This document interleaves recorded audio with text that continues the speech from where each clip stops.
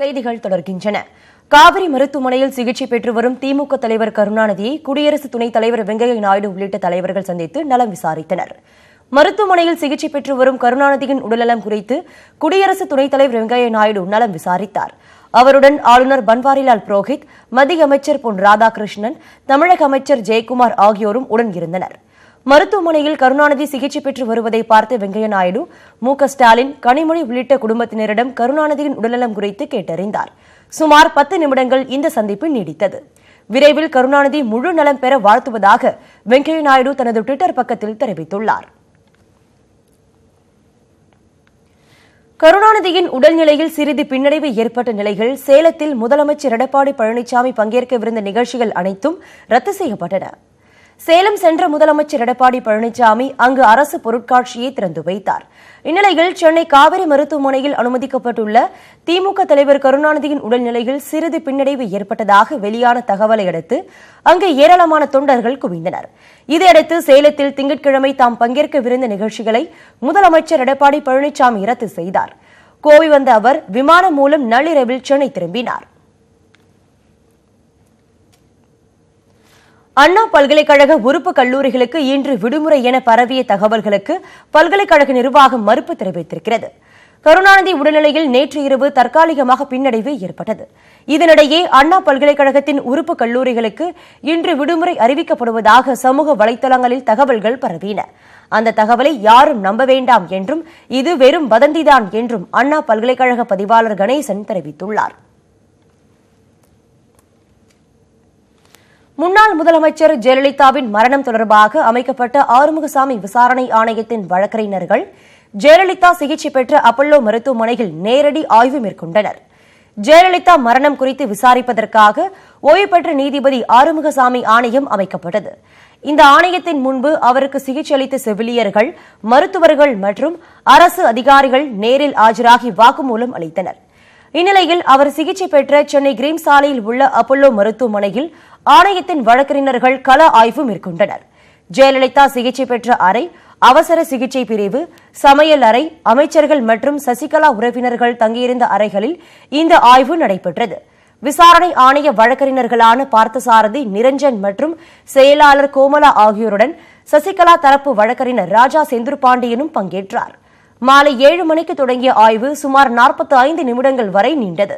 ஊடகங்களின் பிரதிநிதியாக புகைப்படக்காரர் ஒருவர் மட்டுமே அனுமதிக்கப்பட்டார். ஆய்வு முடிந்த பின் ஜெயலலிதாவின் அண்ணன் மகளான தீபாவும் அங்கு வந்து ஜெயலலிதா சிகிச்சை பெற்ற அறைகளை பார்வையிட்டார். இந்த ஆய்வின் போது மருத்துவமனை பணியாளர்கள் பல்வேறு புதிய தகவல்களை அளித்துள்ளதாக ஆய்வு நடத்திய வழக்கறிஞர்கள் தெரிவித்துள்ளனர்.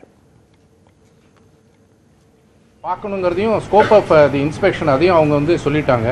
ஸோ அவங்க சொன்ன அந்த 11 பாயிண்ட்ஸ் வந்து முக்கியமான இந்த விசாரணைக்கு தேவையான 11 அம்சங்கள் இன்றைய தினம் பார்வையிடப்பட்டிருக்கின்றது. எங்கள் மருத்துவமனையை சார்ந்த நிர்வாகத்தை சார்ந்தவர்கள் இதற்கு உண்டான அனைத்து விவரங்களையும் அவங்களுக்கு நாங்கள் கேட்காமே அவங்க வந்து எல்லாத்தையும் வரிசையாக சொன்னாங்க. அதையெல்லாம் பார்வையிட்டிருக்கின்றோம். இது வந்து இனிவரும் காலங்களில் நடைபெறக்கூடிய விசாரணைக்கு இது மிகவும் உதவிகரமாக இருக்கும் என்று நாங்கள் நம்புகின்றோம். ஆனால் மார்ச் மாதம் 2017 அந்த இடங்கள் எல்லாம் மாற்றம் செய்யப்பட்டது அப்படின்னு சொன்னாங்க.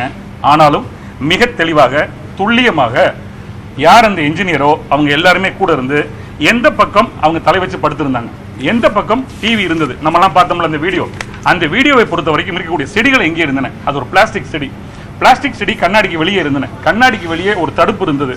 அவங்க எங்கெங்க இருந்தாங்கன்றதெல்லாம் அவங்க காமிச்சு கொடுத்துருக்காங்க. ஆகவே ஆணையம் ஒரு முடிவுக்கு வரும் அப்படின்னு நாங்கள் நம்புறோம். பொருளாதாரம் கடுமையாக வீழ்ச்சியடைந்த ஆண்டாக இந்த ஆண்டு இருக்கும் என முன்னாள் மத்திய நிதியமைச்சர் ப. சிதம்பரம் கருத்து தெரிவித்துள்ளார். தமிழக மக்கள் ஒற்றுமை மேடை என்ற அமைப்பின் சார்பாக தேசத்தின் சவால்கள் என்ற தலைப்பில் சென்னை தியாகராய நகரில் உள்ள தனியார் அரங்கில் கருத்தரங்கம் நடைபெற்றது. இதில் மார்க்சிஸ்ட் கட்சியின் தேசிய செயலாளர் சீதாராம் யெச்சூரி, இந்திய கம்யூனிஸ்ட் தேசிய செயலாளர் டி. ராஜா, முன்னாள் மத்திய நிதியமைச்சர் ப. சிதம்பரம், திமுக எம்பி திருச்சி சிவா மற்றும் மேற்கு வங்க முன்னாள் ஆளுநர் கோபால் கிருஷ்ணகாந்தி உள்ளிட்டோர் கலந்து கொண்டனர். இதில் பொருளாதாரத்திற்கு ஏற்பட்ட சவால்கள் என்ற தலைப்பில் பேசிய ப. சிதம்பரம், பாஜக ஆட்சியில் பொருளாதாரம் வளர்ச்சியடையாத காரணத்தினால் இந்தியாவில் முதலீடுகள் நடைபெறுவதில்லை என விமர்சித்தார். தனியார் மற்றும் பொதுத்துறை நிறுவன முதலீடுகள் 6% வரை குறைந்துள்ளதாகவும் அவர் கூறினார். வேலை வாய்ப்புகள் உருவாக்கப்படாததால் பொருளாதார வளர்ச்சி இல்லாத நிலை ஏற்பட்டுள்ளதாகவும் பொருளாதாரம் கடுமையாக வீழ்ச்சியடைந்த ஆண்டாக இந்த ஆண்டு இருக்கும் எனவும் ப. சிதம்பரம் கருத்து தெரிவித்தார். 4 ஆண்டு காலத்துல மிக மோசமான வளர்ச்சி அடைந்த ஆண்டு 2017-18. அதற்கு காரணம் இன்னும் 2018-19 முடியல. 2018-19 முடிஞ்சா இந்த 5 ஆண்டு காலத்திலே மோசமான வளர்ச்சி 2018-19 இந்த முடிவுக்கு வரும். லோக்பால் சட்டத்தை அமல்படுத்த கோரி அக்டோபர் 2ஆம் தேதி முதல் காலவரையற்ற உண்ணாவிரத போராட்டம் நடத்த உள்ளதாக சமூக ஆர்வலர் அண்ணா ஹசாரே தெரிவித்துள்ளார். இது தொடர்பாக கருத்து தெரிவித்துள்ள அவர், லோக்பால் சட்டத்தை அமல்படுத்துவதற்கு மத்திய பாஜக அரசு தயக்கம் காட்டி வருவதாக விமர்சித்தார். லோக்பால் சட்டத்தை அமல்படுத்தி ஊழலை ஒழிக்கப் போவதாக உறுதிமொழி அளித்த பாஜக அரசு தற்போது ஊழலை ஒழிப்பதற்கு எந்தவொரு முனைப்பும் காட்டவில்லை என கடுமையாக குற்றம் சாட்டினார். எனவே 2011ஆம் ஆண்டு நடத்திய மாபெரும் உண்ணாவிரத போராட்டத்தைப் போலவே வருகிற அக்டோபர் 2ஆம் தேதி முதல் உண்ணாவிரதம் இருக்கப் போவதாக அண்ணா ஹசாரே தெரிவித்துள்ளார். மகாராஷ்டிரா மாநிலத்தில் உள்ள தனது சொந்த கிராமமான ரலேகன் சித்தியில் இந்த போராட்டம் நடக்கவிருப்பதாக தெரிவித்த அவர், உண்ணாவிரதத்தில் பொதுமக்களும் பங்கேற்பதற்கு அழைப்பு விடுத்துள்ளார். பெரம்பலூர் அருகே நிகழ்ந்த இருவேறு விபத்துகளில் தந்தை மகன் உட்பட 4 பேர் உயிரிழந்தனர். இசனி கிராமத்தை சேர்ந்த ஜான் பீட்டர் தனது மகன் பிரவீனுடன் பெரம்பலூர் ஆத்தூர் சாலையில் சென்று கொண்டிருந்தார். ஆலம்பாடி பிரிவு சாலை அருகே வந்து கொண்டிருந்த போது எதிரே வந்த மினி லாரி அவர்கள் மீது மோதியதில் இருவரும் உயிரிழந்தனர். இதேபோல் மங்களூர் அருகே உள்ள கச்சிமயிலூர் கிராமத்தை சேர்ந்த சதீஷ் மற்றும் பூபாலன் ஆகியோர் பெரம்பலூர் சென்றுவிட்டு பைக்கில் சொந்த ஊர் திரும்பிக் கொண்டிருந்தனர்.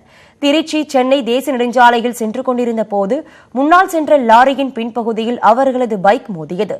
இந்த விபத்தில் சதீஷ், பூபாலன் ஆகிய இருவரும் நிகழ்விடத்திலேயே உயிரிழந்தனர். தூத்துக்குடி பனிமய மாத ஆலய திருவிழாவினை முன்னிட்டு நற்கருணை பவனி நடைபெற்றது. இதில் ஆயிரக்கணக்கானோர் பங்கேற்றனர். கடந்த 26ஆம் தேதி கொடியேற்றத்துடன் தொடங்கிய திருவிழாவில் தினமும் திருப்பலி, ஜெபமாலை, நற்கருணை ஆசீர், சிறப்பு திருப்பலி நடைபெற்று வந்தது. 5ஆம் நாளான நேற்று புது நன்மை பெறுவோருக்கான சிறப்பு புதுநன்மை திருப்பலி நடைபெற்றது.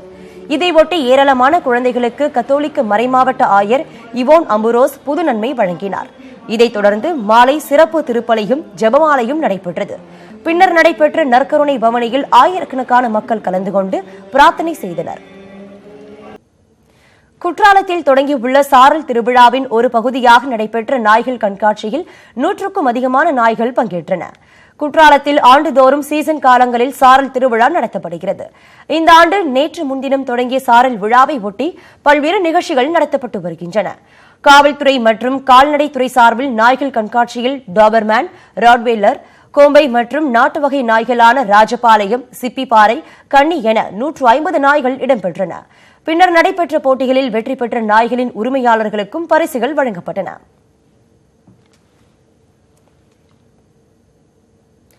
கடலூர் மாவட்டம் விருதாச்சலம் அருகே தங்கள் கிராமத்தில் தரமற்ற முறையில் சாலை போடப்படுவதாக குற்றம் சாட்டிய இளைஞர்கள் அதற்கு சான்றாக சாலையை பெயர்த்து சமூக வலைதளங்களில் பதிவிட்டனர். இந்த விவகாரம் சர்ச்சையான நிலையில் 7 இளைஞர்கள் மீது வழக்கு பதிவு செய்யப்பட்டுள்ளது.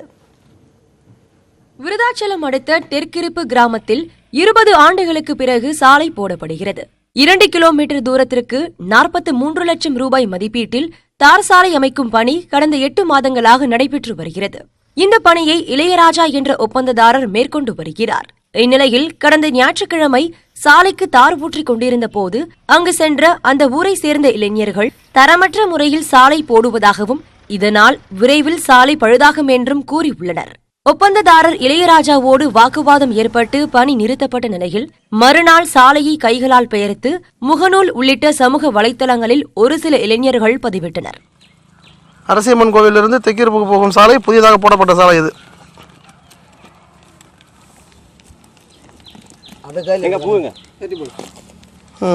நல்லா ஒட்டிட்டு இருக்கு, பரவாயில்ல.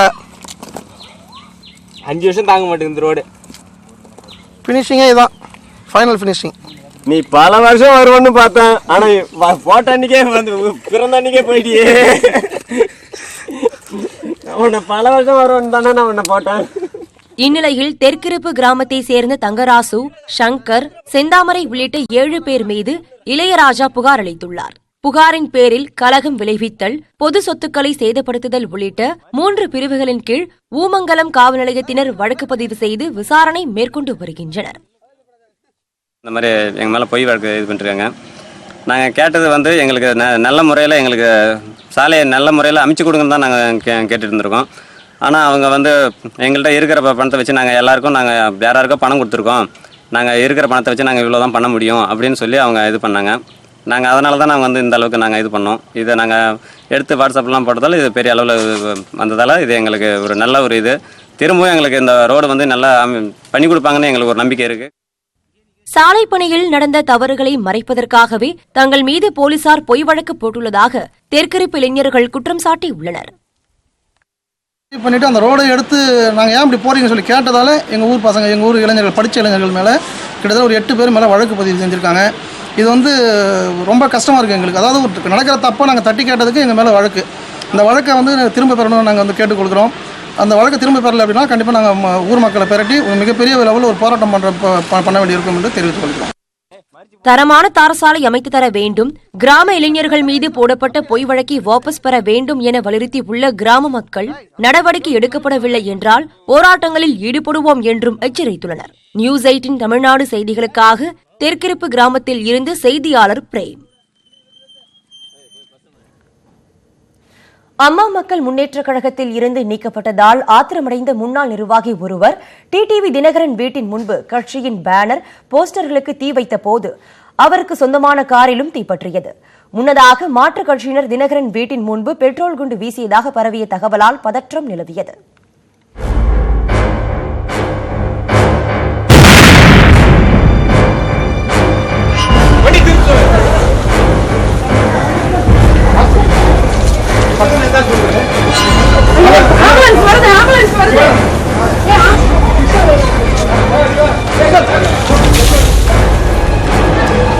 அம்மா மக்கள் முன்னேற்ற கழகத்தின் காஞ்சிபுரம் நகர செயலாளராக இருந்து வந்த புல்லட் பரிமளம் அண்மையில் கட்சி ஒழுங்கு நடவடிக்கையின் கீழ் கட்சியிலிருந்து நீக்கப்பட்டுள்ளார். இது தொடர்பாக கட்சியின் துணை பொதுச் செயலாளர் டிடிவி தினகரனை சந்தித்து பேசுவதற்காக அடையாறில் உள்ள அவரது இல்லத்திற்கு பரிமளம் சென்றுள்ளார். ஆனால் அவரை வீட்டிற்குள் அனுமதிக்க அங்குள்ள நிர்வாகிகள் சிலர் மறுத்ததாக கூறப்படுகிறது. இதனால் ஆத்திரமடைந்த புல்லட் பரிமளம் டிடிவி தினகரனுக்காக லட்சக்கணக்கான ரூபாய் செலவு செய்திருப்பதாகவும் தன்னை ஏன் கட்சியிலிருந்து நீக்கினார்கள் என்று அவர்களிடம் வாக்குவாதம் செய்துள்ளார். பின்னர் காஞ்சிபுரம் வரும்போது டிடிவி தினகரனை வரவேற்று தமது சொந்த செலவில் வைக்கப்பட்டதாக கூறிய பேனர்களை அவர் காரிலிருந்து கீழே தூக்கி எறிந்தார். தொடர்ந்து அந்த பேனர்களுக்கு பரிமளம் தீ வைக்க முயன்ற போது அருகில் இருந்த அவரது இன்னோவா காரிலும் தீ பரவியது. இதனால் கார் முழுவதும் தீ பரவியதால் அருகில் இருந்தவர்கள் தெரித்து ஓடினர். புல்லட் பரிமளமும் அங்கிருந்து தப்பியோடும் காட்சிகள் அங்குள்ள சிசிடிவி கேமராவில் பதிவாகியுள்ளது.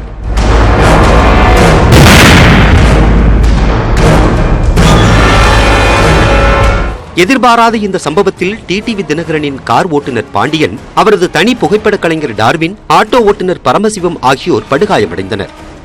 உடனடியாக மூவரும் அருகில் உள்ள தனியார் மருத்துவமனையில் அனுமதிக்கப்பட்டனர். அவர் ஏற்கனவே வந்து கட்சியில இருந்து நீக்கப்பட்டவர். அவர் வண்டியில வந்து ஒரு பெட்ரோல் கேனு, பெட்ரோல் பாம்பு அதெல்லாம் கொண்டு வந்து வண்டி வாசல்ல நிறுத்துறாங்க. இது போயிட்டு அண்ணனோட ஓட்டுநர் திரு பாண்டி அவர்களும் டார்வின் புகைப்படமாளர் அவர் 2 பேரும் போயிட்டு கொஸ்டின் பண்றாங்க, எதுக்கு இங்க வண்டி நிறுத்துறீங்கன்ட்டு. இல்ல அண்ணன் கிட்ட பேனர் காட்டணும் அப்படின்ற பேனர் 2 பேனர் எடுத்து வைக்கிறாங்க. அதோட பெட்ரோல் பாம்பை உடனே அதுலயே கொளுத்தி போட்டுறாங்க. கொளுத்தி போட்டதுல வந்து டார்வின் மற்றும் பாண்டி அண்ணனோட ஓட்டுநர் அவங்களுக்குலாம் காயமடைந்தது. உடனே வந்து நாங்க அக்கம் பக்கத்துல தண்ணி வாங்கி இந்த காரை அணைச்சோம். சம்பவ இடத்தில் சிக்கிய பரிமளத்தின் ஓட்டுநர் சுப்பையாவை கைது செய்த போலீசார் பின்னர் தனியார் மருத்துவமனையில் சிகிச்சை பெற்று வந்த புல்லட் பரிமளத்தையும் கைது செய்து வாக்குமூலம் பெற்றனர். எங்க வச்சு கொடுத்தீங்க? அவர் வீட்டாண்ட வாசல் இல்லையா? வாசல்னா ஒரு பேப்பர் கீழே கொடுத்துருக்கீங்களா? ஆமாம் சார், மொத்தமாக அப்படியே அந்த கேன் வச்சுருக்கோம். அப்படியே பெஸ்ட் ஆகிடுச்சு. கேன் வச்சுருந்தீங்க பக்கத்தில்? ஆமாம். எது கேன் எடுத்துருங்க? கேன் அதான் அந்த பெட்ரோல் கேன். எதுக்கு எடுத்துருங்க பெட்ரோல் கேன்? பெட்ரோல் ஊற்றுறதுக்கு தான் சார். முன்னதாக மாற்றுக் கட்சியினர் டிடிவி தினகரன் வீட்டின் முன்பு பெட்ரோல் குண்டு வீசியதாக தகவல் பரவியதால் அவரது ஆதரவாளர்கள் வரத் தொடங்கினர். இதனால் சிறிது நேரம் தினகரன் வீடு முன்பு பதற்றம் நிலவியது. இதனிடையே விளம்பரத்திற்காக புல்லட் பரிமளம் ஏற்கனவே பல்வேறு சர்ச்சைகளில் சிக்கியுள்ள தகவல்கள் தெரிய வந்துள்ளது. ஆரம்பத்தில் அதிமுகவில் இருந்து வந்த இவர் கடந்த நாடாளுமன்ற தேர்தலில் முடிவு வெளியாகும் முன்பே 40 தொகுதிகளிலும் அதிமுக வெற்றி பெற்றது என பேனர் வைத்து சர்ச்சையில் சிக்கியவர். அவர் மீதான கட்சி ஒழுங்கு நடவடிக்கை எடுக்க முயன்ற போது விரலை வெட்டிக்கொண்டு கையை வெட்டிக் கொண்டதாக அனைவரையும் நம்ப வைத்திருப்பதும் அம்பலமாகியுள்ளது. ஆர்கே நகர் தேர்தலிலும் முடிவு வெளியாகும் முன்பே 5 லட்சம் வாக்குகள் வித்தியாசத்தில் டிடிவி தினகரன் வெற்றி பெற்று விட்டார் என போஸ்டர் அடித்து ஒட்டியதாக போலீசார் அவரை கைது செய்திருந்ததும் விசாரணையில் தெரியவந்துள்ளது. திருவண்ணாமலையில் 3 நாட்களாக மலையில் சிக்கி தவித்த ரஷ்ய நாட்டை சேர்ந்த இளைஞரை போலீசார் மற்றும் வனத்துறையினர் உயிருடன் மீட்டனர். திருவண்ணாமலை அண்ணாமலையார் கோவிலுக்கு வந்த ரஷ்ய நாட்டை சேர்ந்த இனோ அலெக்சாண்டர் என்ற பக்தர் கடந்த 27ஆம் தேதி அண்ணாமலையார் மலைக்கு தியானம் செய்ய சென்றுள்ளார். அப்போது அவர் வழிமாறி சென்றுவிட்டதாக அவசர உதவி எண் 100 என்ற எண்ணிற்கு தகவல் அளித்துள்ளார். இதைத் தொடர்ந்து போலீசார் மற்றும் வனத்துறையினர் சுமார் 20க்கும் மேற்பட்டோர் பல்வேறு இடங்களில் 10 மணி நேரமாக அவரை தேடினர். இருப்பினும் அவரை காண முடியாததால் பைனாகுலர் கண்காணிப்பு கேமராக்களை கொண்டு நேற்று தேடினர். அப்போது மலை உச்சிக்கு அருகாமையில் அலெக்சாண்டர் இருப்பதை அறிந்தனர். இதைத் தொடர்ந்து அவர் பத்திரமாக உயிருடன் மீட்கப்பட்டார். கடந்த 3 நாட்களாக உணவு தண்ணீர் இன்றி தவித்த அவரை சிகிச்சைக்காக மருத்துவமனைக்கு அனுப்பி வைத்தனர். இந்த நிலையில் வெளிநாட்டவர் வந்து தங்கினால் அவருடைய சி படிவத்தை தனியார் விடுதி நிர்வாகம் காவல் நிலையத்திற்கு வழங்க வேண்டும். இந்த விதியை மீறிய அலெக்சாண்டர் தங்கியிருந்த தனியார் விடுதியின் உரிமையாளர் வடிவேலு என்பவரை போலீசார் கைது செய்து விசாரித்து வருகின்றனர்.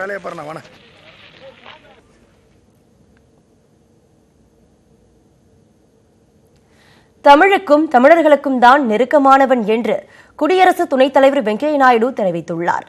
திமுக தலைவர் கருணாநிதியை பார்ப்பதற்காக குடியரசு துணைத் தலைவர் வெங்கையா நாயுடு சென்னை வந்தார். விமான நிலையத்தில் தமிழக ஆளுநர் பன்வாரிலால், மத்திய இணையமைச்சர் பொன் ராதாகிருஷ்ணன், துணை முதலமைச்சர் ஓ பன்னீர்செல்வம், மீன்வளத்துறை அமைச்சர் ஜெயக்குமார் ஆகியோர் நேரில் சென்று அவரை வரவேற்றனர். அதைத் தொடர்ந்து தரமணியில் உள்ள MS சுவாமிநாதன் ஆராய்ச்சி மையத்தில் நடைபெற்ற ஊட்டச்சத்துக்கான விவசாய முறைகள் குறித்த கருத்தரங்கில் வெங்கையா நாயுடு கலந்து கொண்டார். அப்போது தமிழில் பேசி தனது உரையை தொடங்கினார். தமிழும் தமிழ்நாடும் நெருக்கமானவை. I always feel very happy to come to Tamil Nadu, this part of the country. தொடர்ந்து பேசிய குடியரசு துணைத் தலைவர் தான் ஒரு விவசாய குடும்பத்தை சேர்ந்தவன் என கூறிக்கொள்வதில் பெருமை கொள்வதாகவும் தெரிவித்தார். I told you, Vyavasayam, help. That's a part of our culture. And they are doing such a great job, but unfortunately they are not getting their due. That's why people are migrating.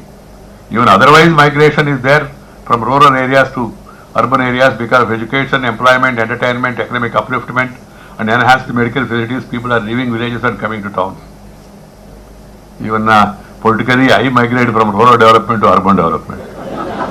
Earlier I was the rural development minister in Vajpayee's government. Later I became urban development minister in Modi's government. பின்னர் நுங்கம்பாக்கத்தில் உள்ள தனியார் நட்சத்திர விடுதியில் நடைபெற்ற கண் நோய் மற்றும் பாதிப்பு தொடர்பான சர்வதேச கருத்தரங்கில் பங்கேற்றார். அப்போது பேசிய அவர், நாம் அனைவரும் இயற்கையை நேசிக்க வேண்டும் என்றும் கலாச்சாரத்திற்கு முக்கியத்துவம் அளித்தால்தான் எதிர்காலம் சிறப்பாக அமையும் எனவும் கூறினார். மேட்டூர் அணையில் இருந்து திறக்கப்படும் காவிரி நீர் கடைமடை பகுதியை வந்தடைந்ததை அடுத்து விவசாயிகள் மிகவும் மகிழ்ச்சியடைந்துள்ளனர். இதற்கிடையே மேட்டூர் அணையில் இருந்து திறக்கப்படும் நீரின் அளவு குறைக்கப்பட்டுள்ளது. இருப்பினும் காவிரியில் நீர் பெருக்கெடுத்து ஓடுவதால் டெல்டா மாவட்டங்களுக்கு 7வது நாளாக வெள்ள அபாய எச்சரிக்கை விடுக்கப்பட்டுள்ளது. கர்நாடகா, கேரளா காவிரி நீர்பிடிப்பு பகுதிகளில் மழை குறைந்ததை அடுத்து கர்நாடகாவில் உள்ள கபினி, KRS ஆகிய அணைகளுக்கு நீர்வரத்து குறைந்துள்ளது. இதனால் நீர் திறப்பும் குறைக்கப்பட்டுள்ளது. KRS அணையிலிருந்து வினாடிக்கு 20,208 கனஅடி நீர் வெளியேற்றப்படுகிறது. கபினி அணையிலிருந்து வினாடிக்கு 16,717 கனஅடி நீர் திறக்கப்படுகிறது. இரு அணைகளிலிருந்தும் மொத்தம் 36,925 கனஅடி நீர் திறக்கப்படுகிறது. இதனைத் தொடர்ந்து ஒகேனக்கலுக்கு வினாடிக்கு 44,000 கனஅடி நீர் வந்து கொண்டிருக்கிறது. ஆற்றில் வெள்ளம் கரைபுரண்டு ஓடுவதால் குளிக்கவும் பரிசில் இயக்கவும் விதிக்கப்பட்ட தடை 21வது நாளாக நீடிக்கிறது. இதையடுத்து மேட்டூர் அணைக்கான நீர்வரத்து வினாடிக்கு 45,000 கனஅடியாக குறைந்தது. நீர் திறப்பும் வினாடிக்கு 43,000 கனஅடியாக குறைக்கப்பட்டுள்ளது. அணையின் பாதுகாப்பு கருதி வரக்கூடிய தண்ணீர் அப்படியே வெளியேற்றப்படுகிறது.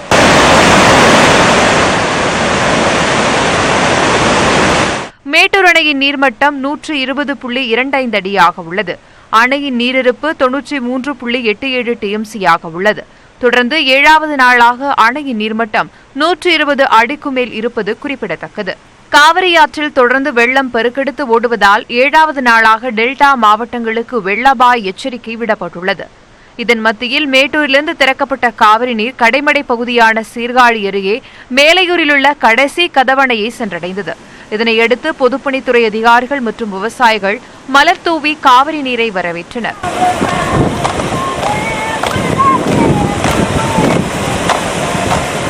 கதவணையிலிருந்து பாசன ஆறுகள் மற்றும் கிளை வாய்க்கால்களுக்கும் பெருந்தோட்டம் ஏரிக்கும் தண்ணீர் திறக்கப்படும் என அறிவிக்கப்பட்டுள்ளது. இந்த சூழலில் பாசன வாய்க்கால்களை சரியான முறையில் தூர்வாராததால் தண்ணீர் செல்ல முடியாத சூழல் ஏற்பட்டுள்ளதாக விவசாயிகள் வேதனை தெரிவித்துள்ளனர்.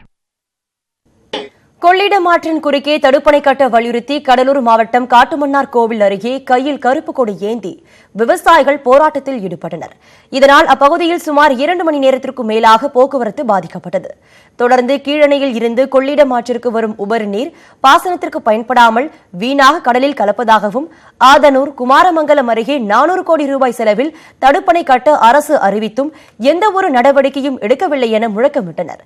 இதனையடுத்து சம்பவ இடத்திற்கு வந்த பொதுப்பணித்துறை அதிகாரிகள் மற்றும் போலீசார் பேச்சுவார்த்தை நடத்தியதை அடுத்து அவர்கள் அங்கிருந்து கலைந்து சென்றனர். கடைமடை பாசன பகுதிகளுக்கு தண்ணீர் வந்து சேராததை கண்டித்து விவசாயிகள் நாகை அருகே அடைப்பாற்றில் படுத்து துறங்கும் போராட்டத்தில் ஈடுபட்டனர். கடந்த 19ஆம் தேதி மேட்டூர் அணை திறக்கப்படாததால் மகிழ்ச்சியடைந்த விவசாயிகள் உழவு பணிகளை மேற்கொண்டனர். இந்த நிலையில் 11 நாட்களாகியும் கடைமடை பகுதிக்கு காவிரி நீர் வராததால் உம்பலச்சேரியில் அடைப்பாற்றின் மூலம் பாசன வசதி பெறும் சுமார் 4000 ஏக்கர் நிலங்கள் காய்ந்து கிடப்பதாகவும் உடனடியாக பாசனத்திற்கு தண்ணீர் திறக்க வலியுறுத்தியும் ஆற்றில் படுத்து உறங்கும் போராட்டத்தில் ஈடுபட்டனர். தமிழகத்தில் பொதுத் தேர்வெழுதிய மாணவர்களின் தகவல்களை திருடி தனியார் கல்வி நிறுவனங்களுக்கு விற்றதாக எழுந்த புகாரில் 3 பேரை போலீசார் கைது செய்துள்ளனர். தமிழகத்தில் +2 10ஆம் வகுப்பு பொதுத் தேர்வெழுதிய மாணவ மாணவிகளின் தகவல்களை திருடி வியாபார நோக்கத்திற்காக பயன்படுத்தப்படுவதாக அண்மையில் அரசு தேர்வுகள் இயக்ககம் சார்பில் காவல்துறையில் புகார் அளிக்கப்பட்டது. அதன்படி சைபர் கிரைம் போலீசார் வழக்கு பதிவு செய்து விசாரணை நடத்தினர்.